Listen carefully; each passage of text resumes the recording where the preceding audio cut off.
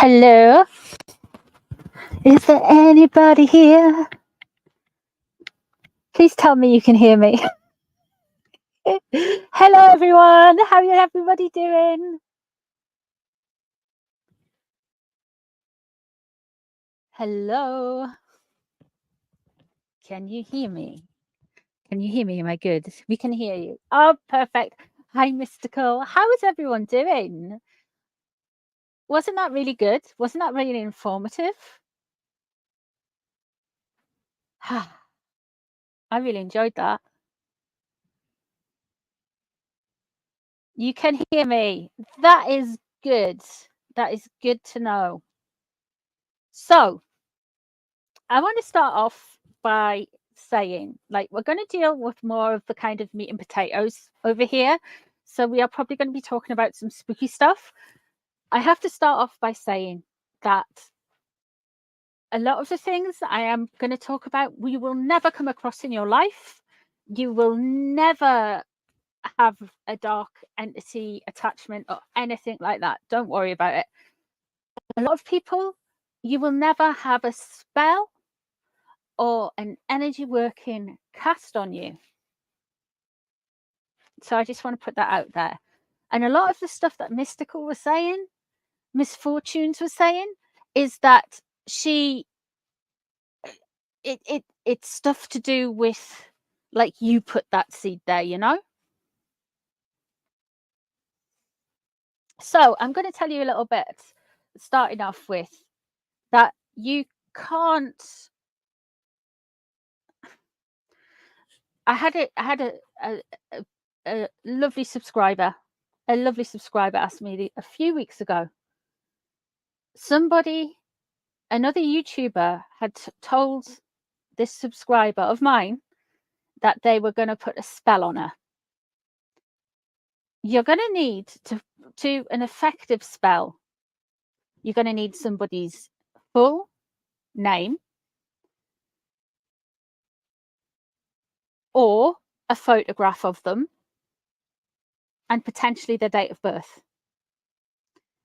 A lot of you guys on the internet, you've got your throwaway usernames. You've got one, maybe not throwaway, but you've got your usernames, and that's protection in itself. But the act that other YouTuber saying to my subscriber, "I'm going to put a spell on you," made my subscriber go, "Oh, okay.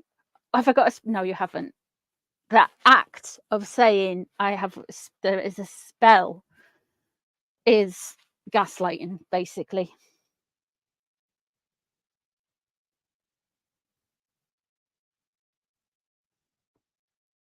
So there is that. I don't know which YouTuber said it. The lovely person in question didn't give me their name. I already smited them. So there is that. So please be aware, like, as long as you haven't got anything that somebody can pin onto you,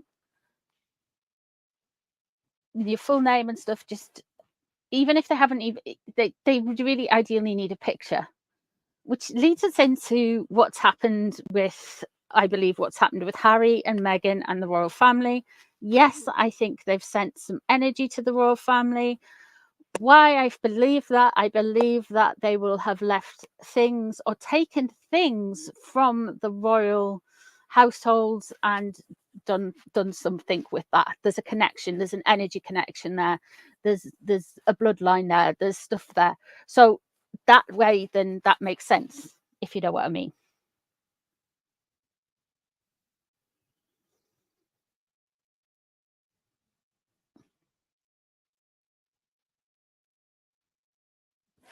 So there's that.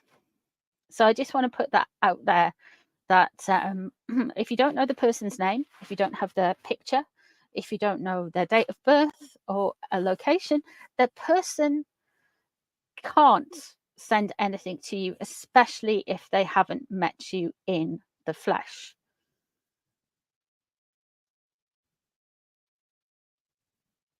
Okay, sorry, darling. So I just want to go through a few little things that will help you guys, I feel. Mystical, talked about thoughts and thought forms. Now, thought forms, they are in our heads, but sometimes you can have energy gather in the sharp corners of the room. So, and they tend to kind of go to the top and sit next to the ceiling. So, to get rid of unwanted thought forms, now this can be an emotionally charged argument that's taken place in a room. This can be somebody's come around to visit you and they're a bit of an eat-all and they've offloaded loads of stuff onto you. And you think, oh, God, oh, everything feels so much heavier. What you can do is use some incense, use some sage, make some noise, clap your hands into the corners of the rooms and play some loud music. Have a sing song. Even if you can't sing, can't sing, will sing. Then, yeah, you can get the energy moved that way. Incense, sage, candles. I would look for you can get sprays, but they need to be oh, I'm forgetting there's the Alaskan Essences spray. They do really good ones. And there's a place up in Scotland, Findhorn Foundation. They do a really sacred space spray. Those kind of sprays just to get rid of the energy. And a lot of those sprays contain similar things that you find in sage and yeah. You can ask them to leave. You can open the doors and ask them to leave. Florida waters too, yeah. Florida water's a really good one. Holy water. Holy water is really good. And will you believe this? Vicks Vapor Rub menthol is really good. Not only does it clean your sinuses, but it also, the smell of Vicks Vapor Rub, the menthol is used in some traditions, that kind of mentholy smell, to cleanse. And people can rub it on themselves. I love Vicks Vapor Rub. I tend to use a lot of that just for this kind of thing. I really do. Florida water is a type of perfume, and you can get it at some more kind of like, I haven't, you can get it on Amazon, to be honest. Because it's so versatile. Yeah, it is. It is absolutely brilliant. You can put it in the hot water and it clears the room and it will clear energy like that. The other things that you can have that you can deal with that are darker entities, and these are narcissists, and unfortunately you will meet one of them in your life. The easiest way to deal with a narcissist is to have zero contact with them ever again, because you'll end up like Harry and Meghan.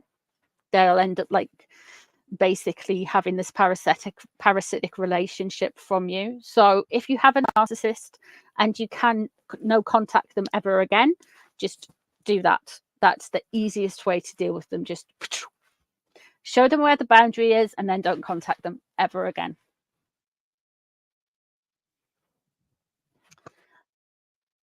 If you want to clear energy using bells, there's clapping, there's drumming. If you're into drumming, you can do that. You can use any type of bell will clear energy. Clapping clears energy. To get rid of darker spirits, or if you think you've got a ghost you don't want, the most effective way is telling it to get out.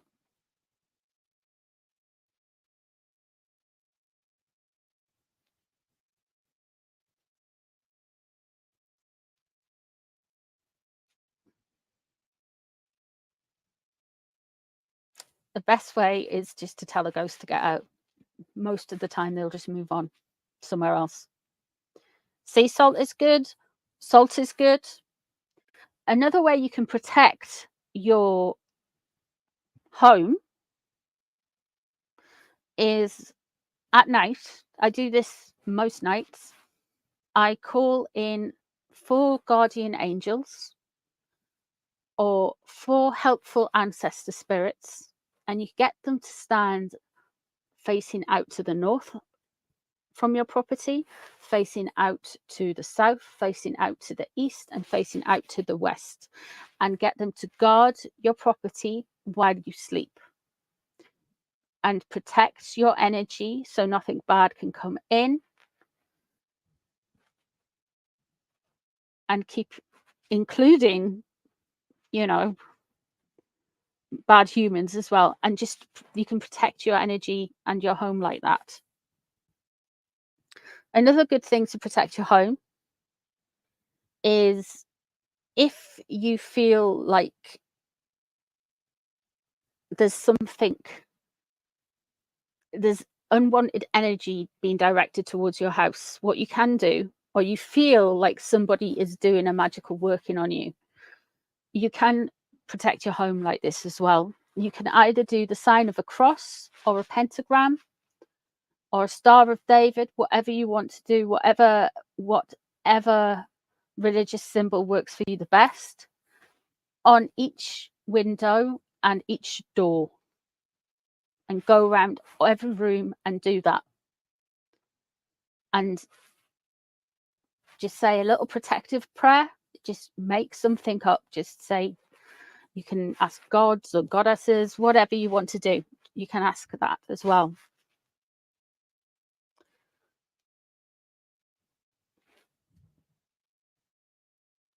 There is, you can do those.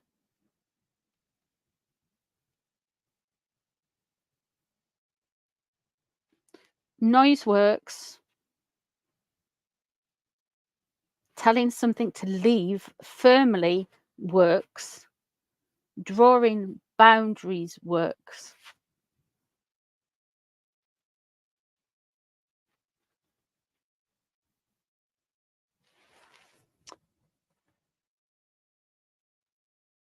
Cleaning and keeping your house clean. Lilith is very right with this. Cleaning and the act of hygiene and taking away clutter and keeping things moving. Now, I'm a maximalist. I love things, so I find that difficult. But keeping the house relatively clean keeps away any low vibrational energies too, because things can't get stagnant.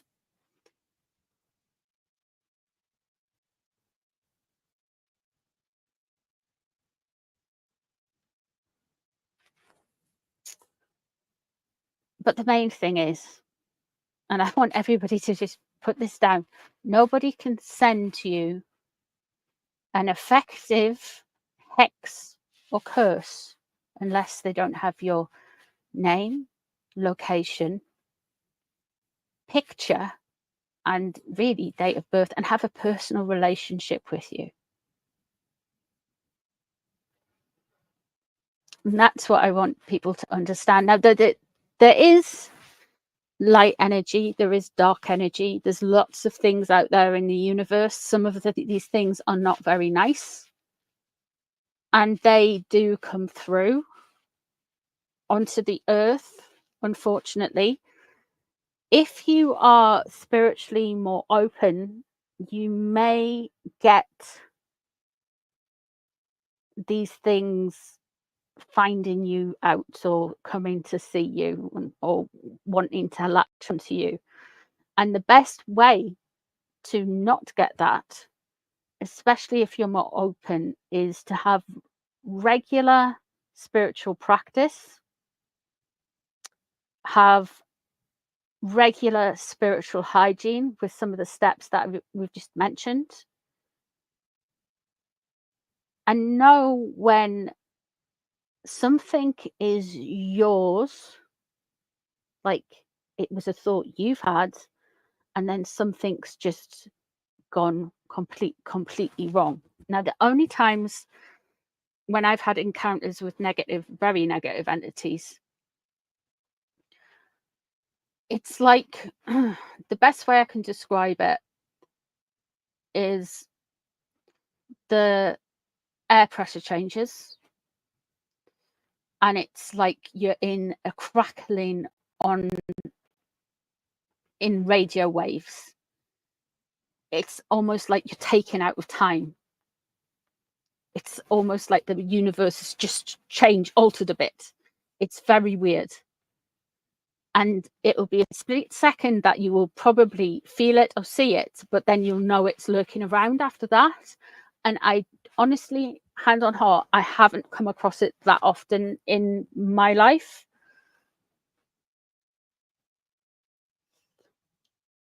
So please, yeah, it feels spiky. Yeah.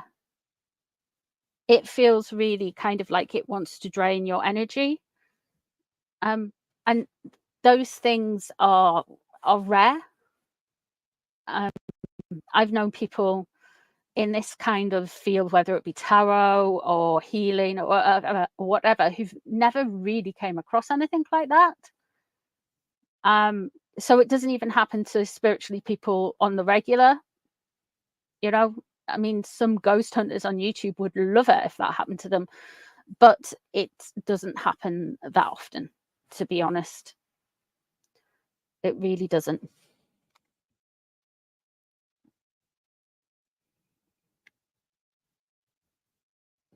You grew up in a haunted house. Yeah, it's a very strange. Haunted homes, haunted places are very strange. I don't think anyone ever truly gets it, because everything is very otherworldly but very normal at the same time. Like, slips seems to happen, things seem to move, energies seem to change. Yeah, I can understand that. Shadow people. Okay. Shadow people are, it depends. They can be lots of different things. That's the problem with shadow people. You can get dark entities that are shadow people. You can get just normal souls who are shadow people who are stuck in a loop somehow. You can get energy that seems to be, you can see out of the corner of your eye all the dark movements and stuff. And sometimes it's not malevolence, it's just energy moving. Shadow people tend to be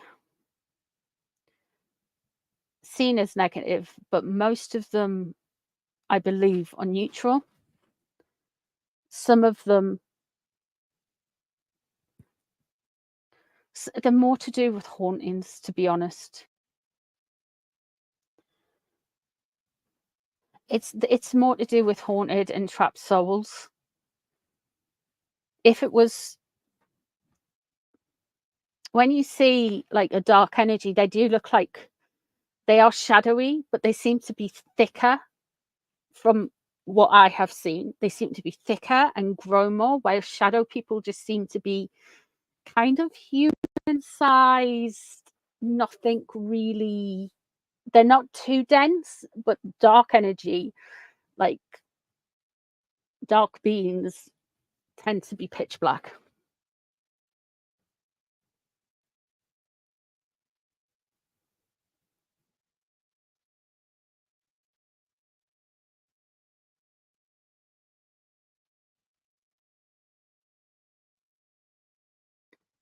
Never knew what grey matter is. Still, I've seen a spirit in grey.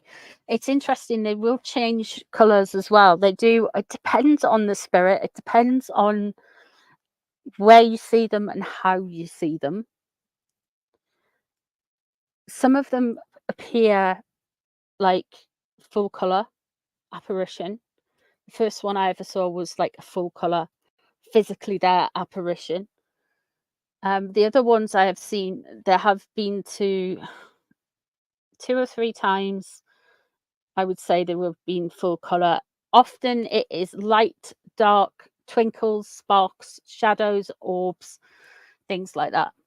a lot of spirits haven't got the energy to fully manifest, if you will. So you are just going to see like a bit of something. If there's a big black blob floating in the middle of your room, call a priest. That's the answer. You'll know when you see it. Not many people see it. Shadow people, earthbound souls. Yeah, they can be. They can be. They're often they're often stuck. And when I mean they say they're looping, they are here because they are like bound to earth because trauma. A lot of them just need to be pointing in the right direction to pass over into the next life. A lot of them are just hanging around because they've got beef or they don't necessarily know they're dead. So it can be a bit weird.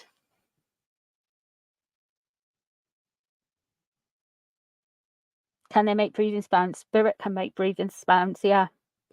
Spirits, one of the things that you might find if you have got a negative spirit is mimicry. So you may hear like say your partner's voice from the next room, and then you'll shout next door to him, go, oh, what's going on? And you'll say, I didn't say anything. And he'll be like, I've just heard you. So mimicry seems to be a sign of a very negative spirit. Things going missing, things like it's things going missing, animals' reactions, I would say, and noise. And you can tell if it's a bad spirit because it mimics.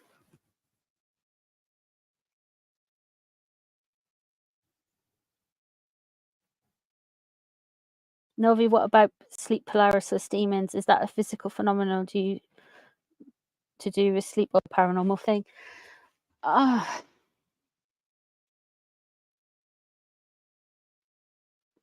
think you can have both things.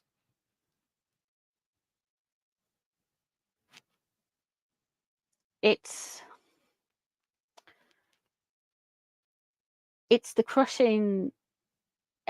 The common thing with the sleep paralysis demon was everybody was having at one point a very similar experience. Like there was this kind of like hag sitting on their chest. So there was a common denominator with it. But as it's been more and more studied, I do believe that there can be things that attack people during their sleep. I don't know that every case of sleep paralysis is demonic or dark. That doesn't seem quite right to me. I do believe that there are stuff that can attack you during your sleep, but if you do the protections I've said, you shouldn't get any problems at all.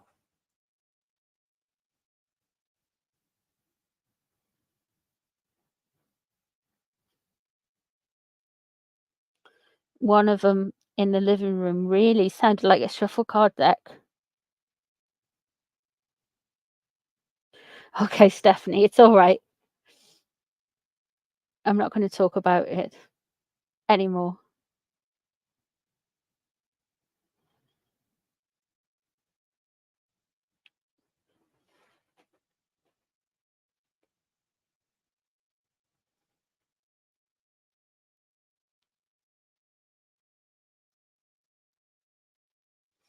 It's weird though. Mimicry is weird. It's never a good sign. It can be lots of things. It depends where you are in the world. You have got, in the British Isles, you have got house spirits that can do stuff like that. So it depends as well as things culturally, I can't speak, culture-wise, whether something attaches to you or goes to your house. It's very interesting. What happens to you when someone gives you a hex? Oh, if somebody's done something properly on you, like really properly on you, like um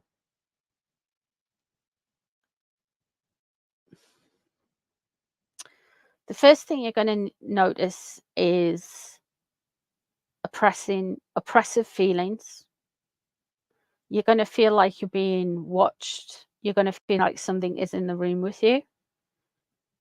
And then you'll not like everything will go very wrong very quickly if they've done it right. The problem with hexing is a lot of it is energies to it's almost like a give and a take, and the energy has to go somewhere, if you know what I mean. A lot of the time it will not land on the intended target, so it finds its way back to the person who sent it. And that's really what happens with hexes, to be honest with you. um it will basically, unless they're like some kind of like amazing, I don't know, you can get chaos magicians, somebody who is um very, very high up and very knowledgeable, then they are not going to, it's not going to work. It's not going to work.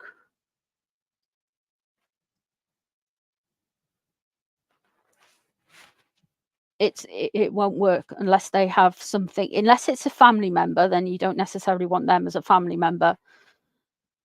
And they would have to, yeah, there's no way that somebody who doesn't physically know you could send you that kind of energy unless they were like some type of high priestess in a coven who's been around for like a millennia, or somebody who's a very, very good at magic.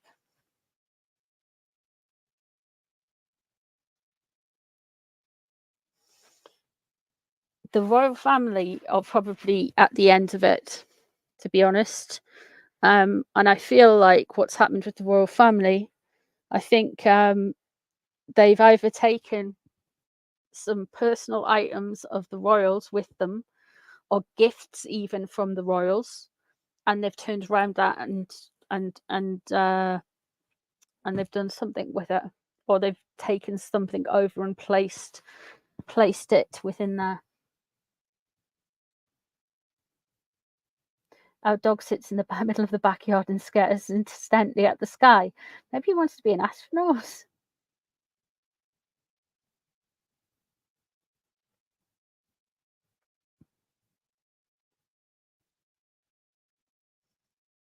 So it just depends. It just depends.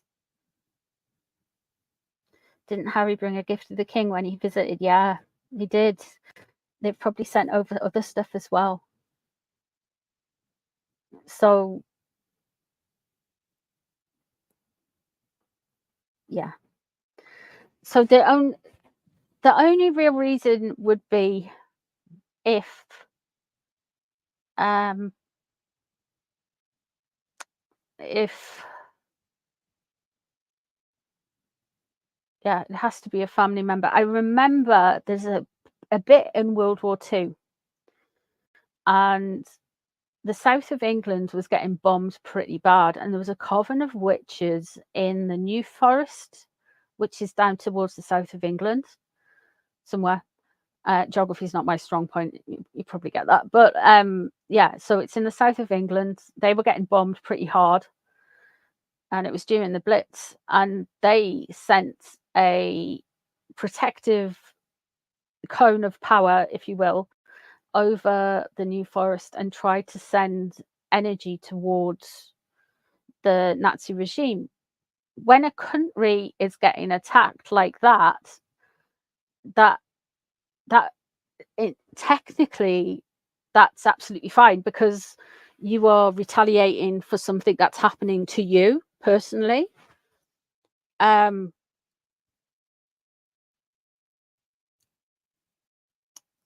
you're sending it directly to the person, but that's the very raw thing.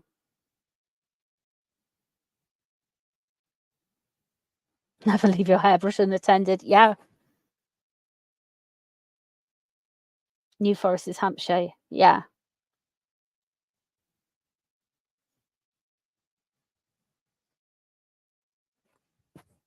So it just very much depends.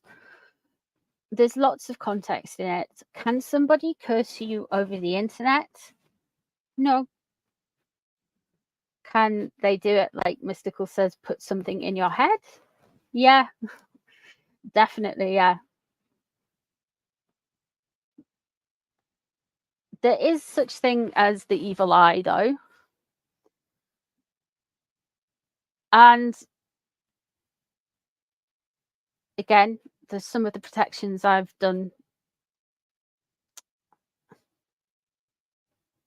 for yourself. In fact, if you use the ones Mystical's done about the egg, if you know somebody doesn't like you and you can feel it, they are probably sending you like energy waves of hate through the course of the day at work or whatever. The best way to do a thing to protect yourself from that is to do something like Mystical said with the egg. Put yourself in the egg. What stones can be used for protection? Depends how hard you throw them. Anything. No, tourmaline is the best one, but that will protect from absolutely everything. Like everything. It's just I would only use that short term. The smoky quartz is very good. Smoky quartz as well is very good, but black tourmaline is the one. Jet, Apache tear, all of the black stones, some of like the darker stones are good for protection. Turquoise, especially from the Sleeping Beauty mines, a very beautiful stone, and that's good for protection. There's also tiger's eye is very good for protection. Sugar light.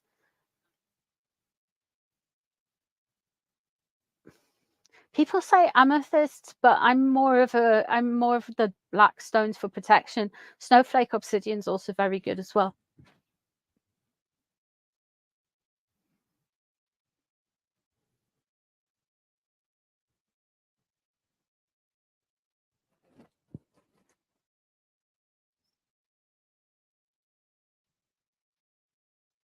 Obsidian's really good. So yeah.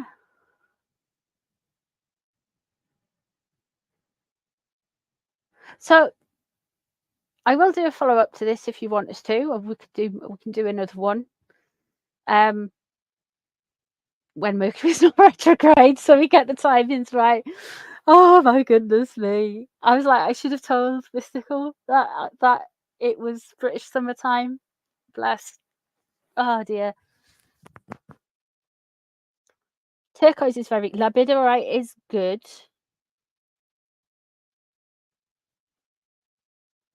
Labradorite is good.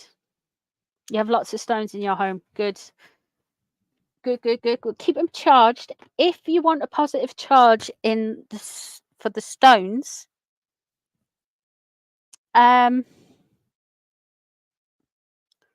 them in the midday sun around midsummer, wherever you are in the world. Put them in the midday sun on Midsummer's Day. It's the highest point, and it'll get a really positive protective charge, especially the protective stones. Everyone's like, the moon is really passive. The moon is really good. The moon is, you can do a lot with the moon. It's very cleansing, but the sun is a very good one to charge up those stones, especially for protection.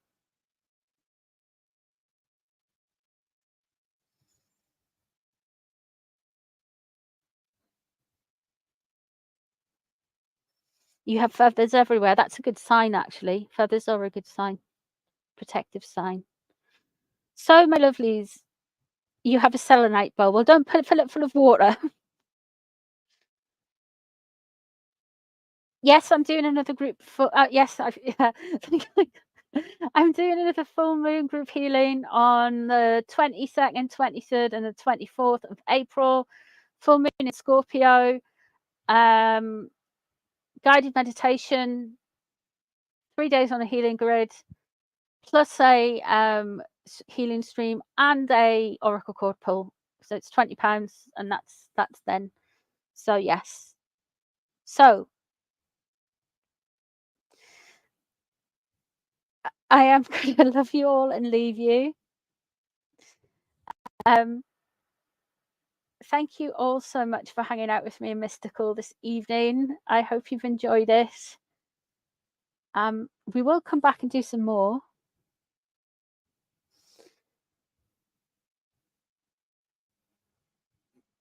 I'm glad you've learned a few things.